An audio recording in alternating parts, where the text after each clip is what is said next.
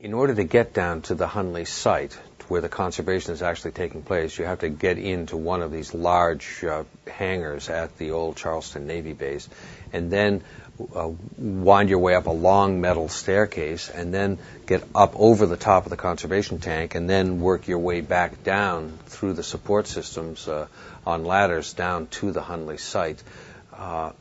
Once you're there, it's really overwhelming. The sub itself is in absolutely remarkable condition. It was completely silted over within 10 or 15 years of sinking, and this silt was an excellent preservation compound. It was anaerobic. There's very little rust. Although there's an orange tinge to the metal, it's still very, very strong, full, hardly worn at all.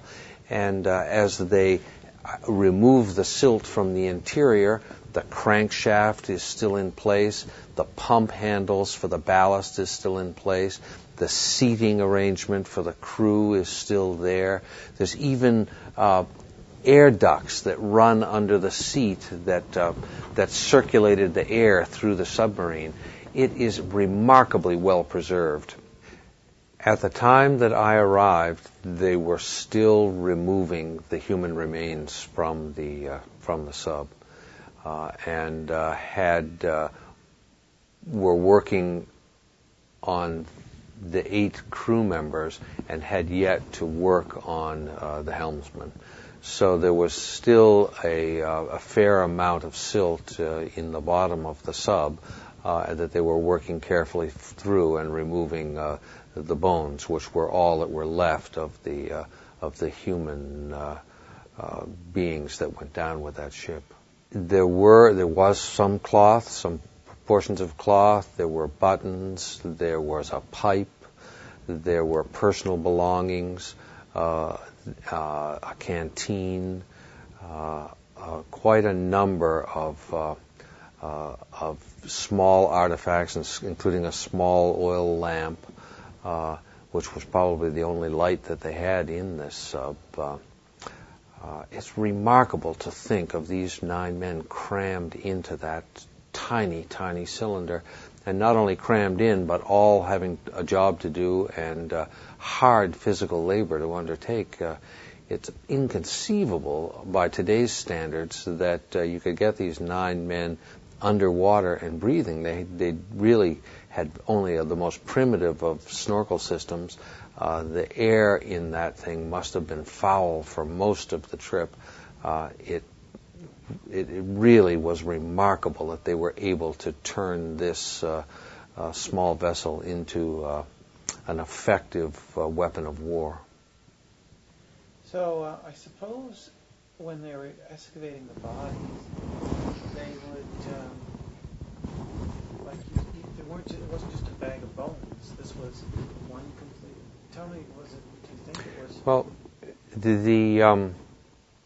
the bodies were really quite distinct, although because the submarine landed nearly upright, and most of the people, in fact, it looks as if every one of the crew members really died in their position, so that although the bones were separated, they were each in discrete areas.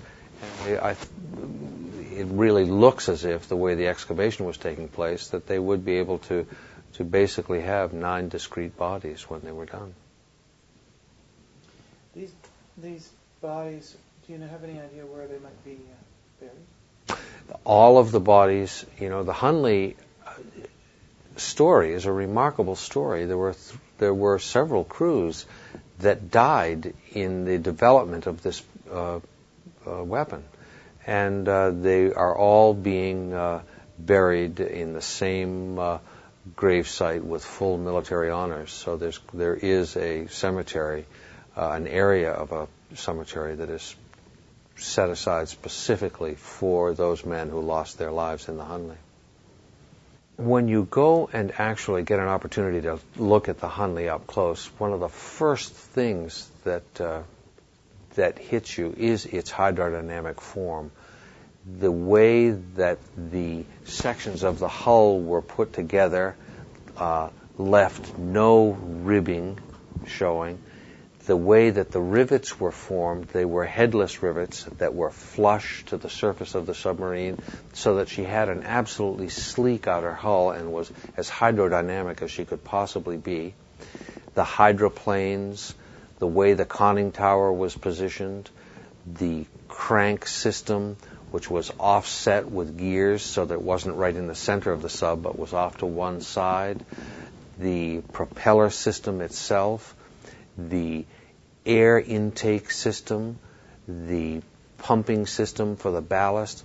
This was an immensely sophisticated weapon, and it was sophisticated well beyond anything I could have possibly imagined when I first heard about this vessel.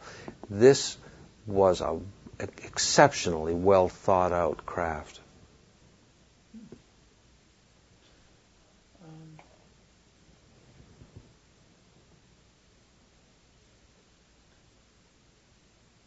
I noticed little portholes in it, or little light things. Yes.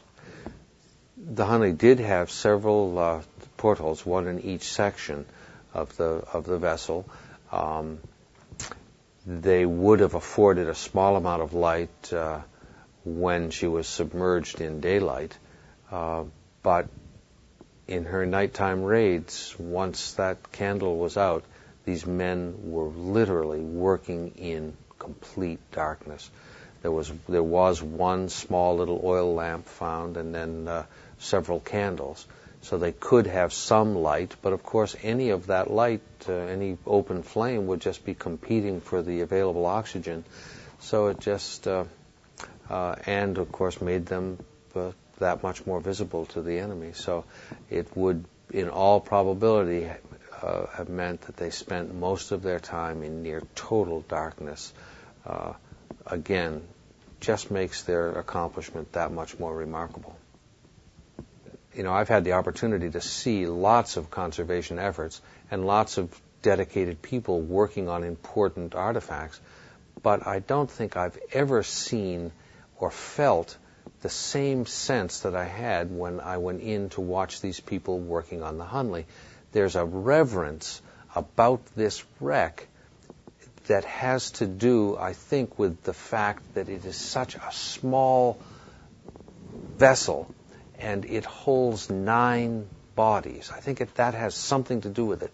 But there's a sense of reverence around that wreck site and around that conservation effort and around that runs through the people who are working on it. That's a palpable thing. You can actually you get an immediate sense of how important they think this site is. But above and beyond this, there's a reverence that they hold that remains of that Hunley in, and I'm quite sure that it relates to the 9 brave souls that lost their lives in that very, very small vessel. I mean, if you went there, Bill, and saw it, you'd get the same feeling that this it's like going into a church. You really feel like you've entered a church, or you've walked into a cemetery, and there are people in the middle of a burial service.